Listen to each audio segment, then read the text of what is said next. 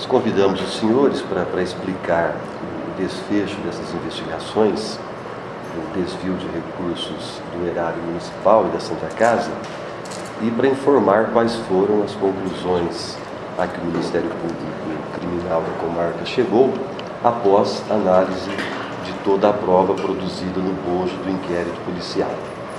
Basicamente, houve algumas, como o direito não é ciência exata, o direito é uma ciência valorativa e interpretativa, após analisar detidamente a prova dos autos, inclusive que contou com a participação do Ministério Público, eu pessoalmente participei de várias coletas de depoimentos na delegacia de polícia, juntamente com outros promotores de justiça, mas enfim, como dizia, como o direito não é uma ciência exata, eu cheguei a algumas conclusões diferentes da autoridade policial com relação aos indiciamentos que foram realizados pelo delegado de polícia.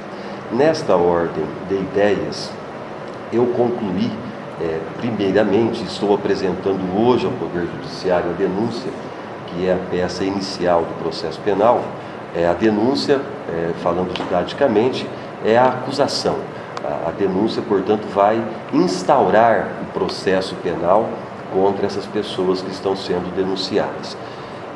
E preciso dizer, inicialmente, que entendi que não há elementos de provas suficientes para denunciar um dos indiciados, que é o vereador José Gaspar Popular Pezão. Este vereador José Gaspar Popular Pezão, portanto, no meu entendimento, está excluído da imputação inicial. Vale dizer, portanto, que o inquérito policial com relação a este vereador está sendo arquivado. Isso, evidentemente, vai passar pelo crivo do Poder Judiciário, mas é o nosso entendimento, a partir, respeitando muito o trabalho da autoridade policial, volto a dizer, trabalho brilhante, do qual tive a honra de participar, mas entendi que o vereador Pezão não concorreu para o desvio de recursos, não integrou a quadrilha liderada, chefiada e concatenada pelo Miguel Júnior, e também não participou do processo de lavagem de dinheiro que foi efetivado por essa quadrilha criminosa estruturada. Outra conclusão diferente a que eu cheguei foi com relação ao vereador conhecido como vereador Sargento Hamilton Marcos, né? O vereador Sargento Hamilton, ele foi também indiciado como tendo participado do esquema de desvio de recursos do erário público que foi repassado para a Santa Casa. Foi indiciado também por ter participado do processo de lavagem de dinheiro este resultante desse desvio fraudulento de recursos. E foi indiciado também como sendo integrante da organização criminosa. Eu entendi que este vereador não participou deste esquema. Ele não concorreu para o que eu entendi tratar-se de um peculato, desvio de receita pública. Por que peculato? A receita originalmente era do município, R$1.200.000. Este R$1.200.000 foi repassado pelo município para a Santa Casa, através de uma subvenção assinada pelo então prefeito Miguel Júnior, como os senhores todos já têm conhecimento. Mas já no início, no momento do repasse dessa verba, a quadrilha que foi concatenada, inicialmente liderada por Miguel, estruturada por Miguel, Adalberto, Adair e Alexandre, já com a conivência do Antônio Nogueira e do Kleber Valeriano, provedor e tesoureiro da Santa Casa, eles sabiam que esse dinheiro público seria desviado. Portanto, estamos diante de um delito de peculato e não de um delito de apropriação indébita, como inicialmente chegou a ser ventilado. Trata-se de um crime contra a administração pública peculato. Muito bem, essas pessoas alinhavaram esse desvio de recursos públicos, as pessoas citadas: Miguel, Adalberto, que era o secretário de saúde nomeado pelo Miguel, Adair, gerente administrativo da Santa Casa, Alexandre, empresário de Uberlândia, e Antônio Nogueira, tesoureiro da Santa Casa, e Kleber Valeriano, provedor da Santa Casa. Todas essas pessoas tinham conhecimento que esse dinheiro público seria desviado. Portanto, essas pessoas efetivamente foram as pessoas, no meu entendimento, responsáveis pela prática do delito de peculato. O sargento Hamilton, no meu sentir, não concorreu para esse delito de peculato, nem como partícipe moral, nem como partícipe material. Muito bem, continuando. Esse dinheiro, após ser desviado, ele precisaria ser lavado, precisaria entrar em circulação de uma forma dissimulada, de uma forma a mascarar a sua origem ilícita. Aí, o que esta quadrilha concatenou? Arrumou os chamados laranjas, as pessoas que utilizaram, emprestaram as suas contas para a lavagem de dinheiro. Quais são essas pessoas? São as pessoas de Gisele.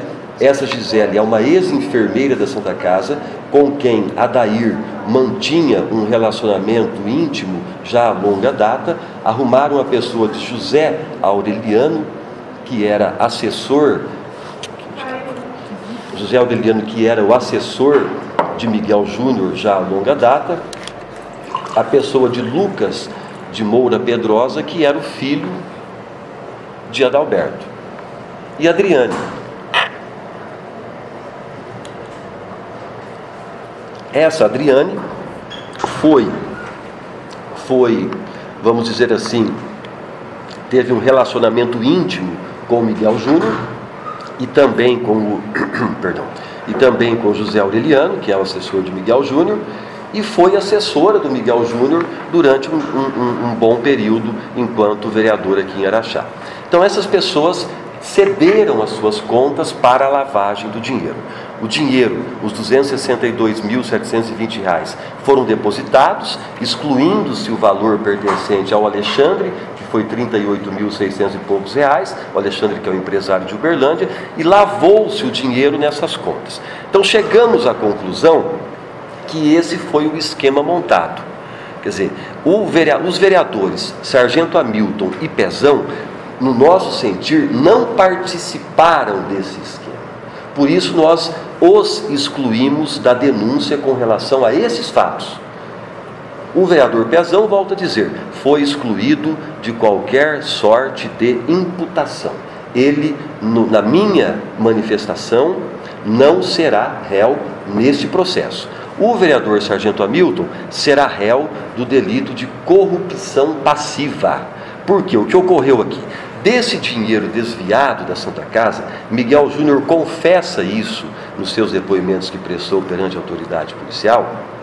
O vereador Sargento Hamilton recebeu R$ 10.000. Miguel Júnior disse, eu paguei para o vereador Sargento Hamilton R$ 10.000, e esses R$ 10.000 eu retirei do dinheiro desviado desse convênio com a Santa Casa, correto? Muito bem.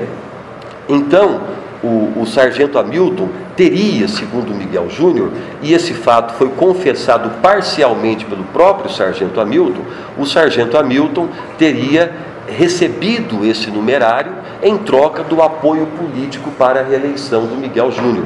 Foi inclusive o que o Miguel Júnior disse reiteradas vezes, e o que o Adalberto disse também, que era o secretário de saúde do Miguel Júnior, o que o Adair disse também, que era o gerente administrativo da Santa Casa.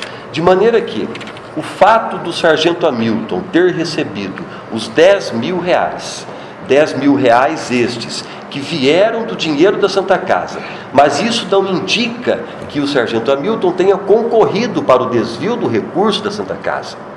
É aquele princípio, o dinheiro não tem cheiro. Ele recebeu os R$ 10.000, ele foi um corrupto passivo, ele recebeu os R$ 10.000 em troca do apoio político, confessou que recebeu os R$ 10.000 em troca do apoio político, Entretanto, ele não concorreu para o desvio de recursos da Santa Casa. Volto a dizer, o desvio de recursos da Santa Casa foi todo liderado, foi todo chefiado pelo Miguel Júnior. Ele que montou esta organização criminosa. Portanto, no ápice da organização criminosa, nós teríamos Miguel Júnior, aí ele coopta os demais integrantes. Quais são eles? Adalberto, seu secretário de saúde, que ele ardilosamente nomeou como secretário de saúde no período de 18 dias em que ele foi prefeito municipal interino. Muito bem, nomeou o secretário de saúde, uma pessoa de sua estrita confiança, por um breve período de tempo, já com o objetivo de formar esta quadrilha. Mantém laços com Alexandre, o empresário de Uberlândia, que seria o responsável pelo fornecimento das notas fiscais forjadas, notas fiscais que não corresponderiam a venda nenhuma. E faz a ligação de Adalberto, Adair e Alexandre com a Santa Casa através do Kleber Valeriano e do Antônio Nogueira, que, digo, não obtiveram vantagem patrimonial com os fatos. Entretanto, concorreram, participaram. Antônio Nogueira e Kleber Valeriano assinaram os 6 cheques em datas absolutamente próximas, inclusive 2 cheques no mesmo dia, cheques de altíssimos valores, 72, 74 mil reais, sabendo que seria para aquela empresa AZ de Uberlândia, e sabiam que aqueles cheques seriam desviados para a quadrilha montada por Miguel Júnior. Portanto, senhores, esse em resumo, os fatos. Doutor, eu queria só que o senhor resumisse para a gente, então, quais serão denunciados e quais não serão denunciados, para a gente a tudo isso que o senhor nos expôs, só para fazer um resumo aqui para a gente.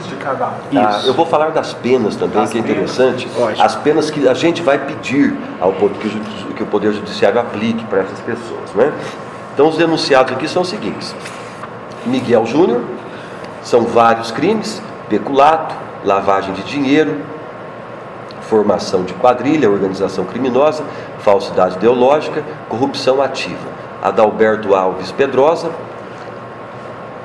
peculato, lavagem de dinheiro, formação de quadrilha, falsidade ideológica. Alexandre Anselmo, que é o de Uberlândia, peculato, formação de quadrilha, falsidade ideológica. Adair da Silva, gerente da Santa Casa, peculato, lavagem de dinheiro, formação de quadrilha, falsidade ideológica. Kleber Valeriano, peculato, formação de quadrilha. Antônio Nogueira, peculato, formação de quadrilha. Gisele Abdala. Aqui nós entramos na turma que cedeu as contas. Aí são os mesmos crimes: para Gisele Abdala, para José Aureliano, para Lucas de Moura Pedrosa e para Adriane Aparecida Martins. Para essas pessoas, os crimes são lavagem de dinheiro e formação de quadrilha. Muito bem, quais são as penas que nós vamos pedir para esses denunciados? Para Miguel, nós vamos pedir uma pena de 15 anos de reclusão em regime fechado. Para Adalberto e Adair, nós vamos pedir penas de 10 anos de reclusão em regime fechado. Para Alexandre, penas de 8 anos e 6 meses de reclusão em regime fechado. Só que esses 3, há uma particularidade: Adalberto, Alexandre e Adair foram aqueles que fizeram conosco um acordo de colaboração premiada no início do processo. Trouxeram provas materiais de todo esse esquema criminoso, porque até então nós não tínhamos provas materiais.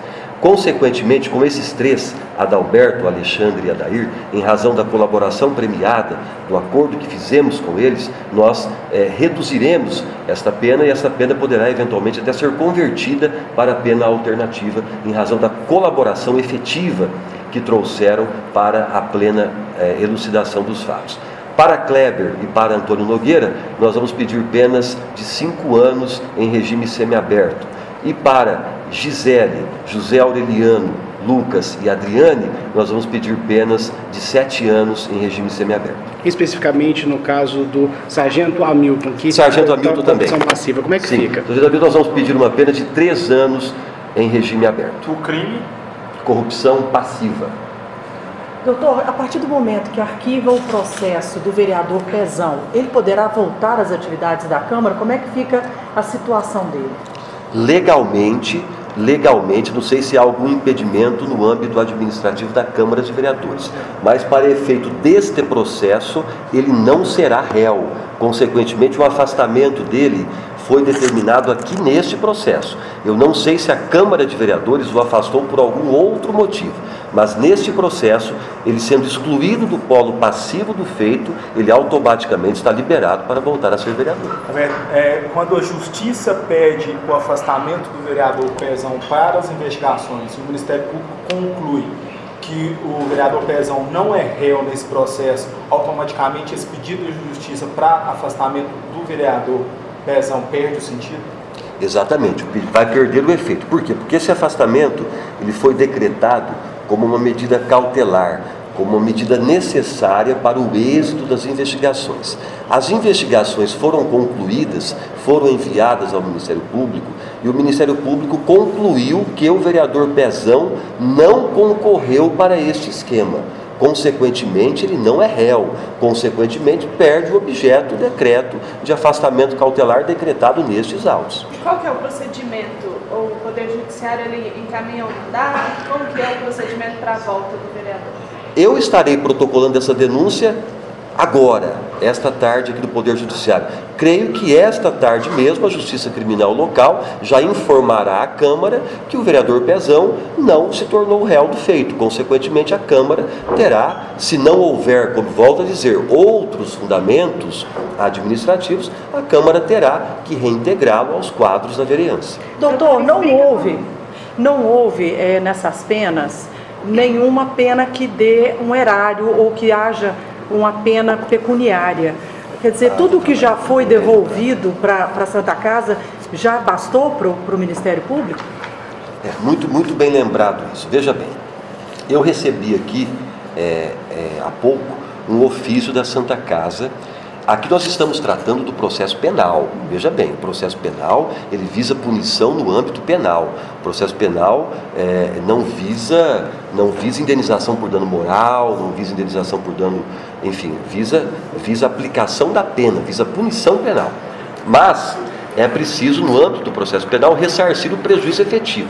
A Santa Casa nos informou o seguinte, que o prejuízo efetivo que ela experimentou foi neste valor aqui, R$ 94.611,81. Por quê? Os senhores sabem que após o início das investigações, esta quadrilha correu para comprar os equipamentos. Juntou dinheiro, contraiu empréstimo com a agiota, entregou o carro, enfim, fez o seu movimento todo para angariar dinheiro, para comprar os equipamentos, para tentar abafar o caso. Mas não conseguiram. E compraram alguns equipamentos. Alguns a Santa Casa disse que não serviam para nada. Os senhores sabem, umas camas hospitalares que eles compraram no valor de R$ 21.500. A Santa Casa disse que aquelas camas eram imprestáveis para a Santa Casa. Compraram respiradores, compraram monitores, enfim, daquele valor de R$ 261.700, eles compraram, após o início das investigações, alguns equipamentos e entregaram para a Santa Casa. A Santa Casa pediu autorização para a Justiça autorizou que a Santa Casa recebesse aqueles equipamentos que a quadrilha comprou com o objetivo de ocultar as suas ações. É isso? A Santa Casa recebeu aqueles equipamentos, avaliou o que serviria para a Santa Casa e o que não serviria, e procedeu uma avaliação daqueles equipamentos. E a diferença de valores dos 262.720 e aquilo que a Santa Casa recebeu, segundo a Santa Casa informou, deu isso aqui, R$ 94.611,81. Portanto, este é o prejuízo material. Prejuízo moral é outra coisa. O prejuízo moral, os senhores vão ter que questionar a promotora que é responsável pela área da saúde, que vai entrar com a ação cobrando dano moral, ação de improbidade administrativa, e esse será o cerne próprio desse tipo de indenização. Muito bem, então é esse o prejuízo material que resta. Para cobrir este prejuízo, no processo penal nós temos garantias. Temos um veículo Renault Duster 2015 que está apreendido, que foi comprado pelo Miguel Júnior com dinheiro desta propina aqui em concessionária de veículos de Araxá, veículo que está avaliado em 50 e poucos mil reais. Temos um terreno que foi comprado pelo senhor Adalberto, que está registrado no nome do seu filho Lucas, no valor de R$70 mil, que foi comprado com dinheiro de propina também, imóvel este que está sequestrado nesses autos. Portanto, só aí temos R$120 mil, que vai cobrir esse prejuízo material da Santa Casa. Qual que é o trâmite dessa denúncia daqui para frente, doutor?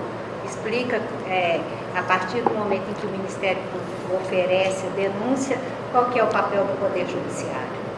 Então, o Poder Judiciário agora vai receber a denúncia, analisar a denúncia, receber. Com o recebimento, inicia-se o processo penal, os réus serão citados para a sua defesa, as provas serão produzidas, mas eu digo, esse processo ele está muito cercado por provas. O que significa isso? Nós temos a delação premiada.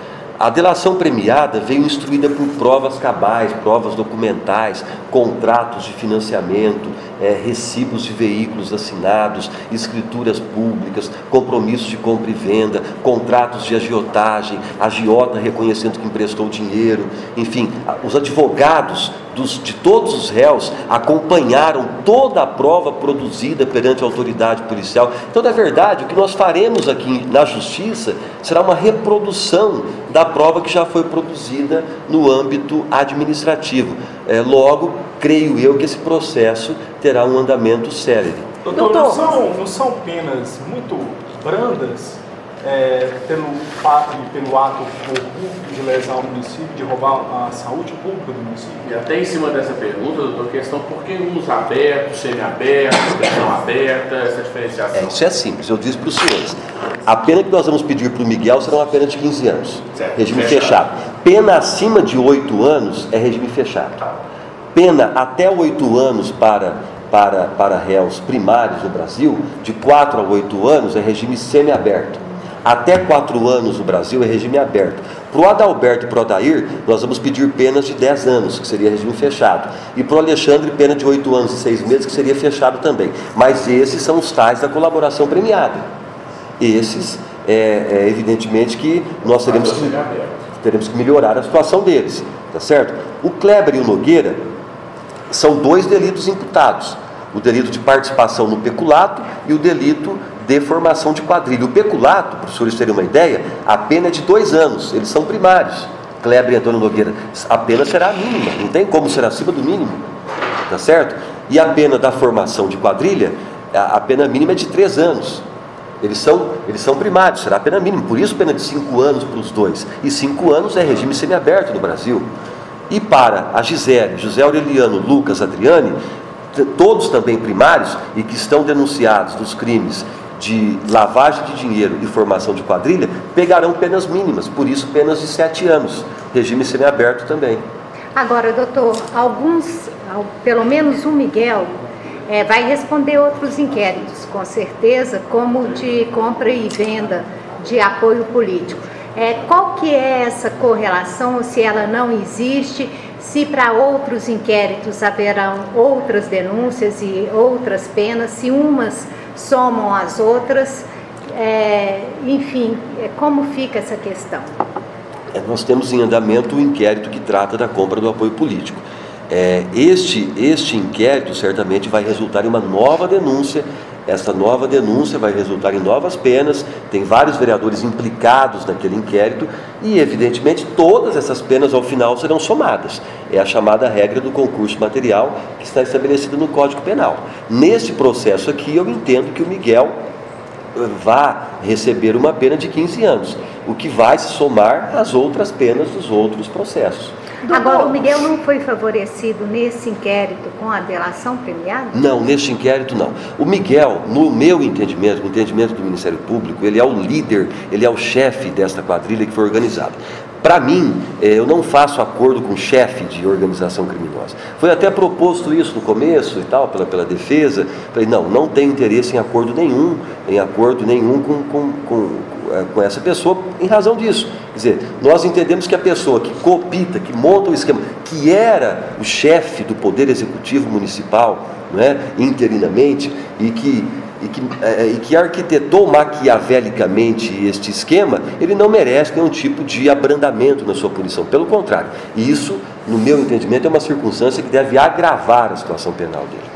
Doutor Fábio, qual que é a expectativa do senhor em termos do julgamento, né? Quanto tempo, na avaliação do senhor, se gasta para um julgamento desse? E todos os acusados deverão responder em liberdade?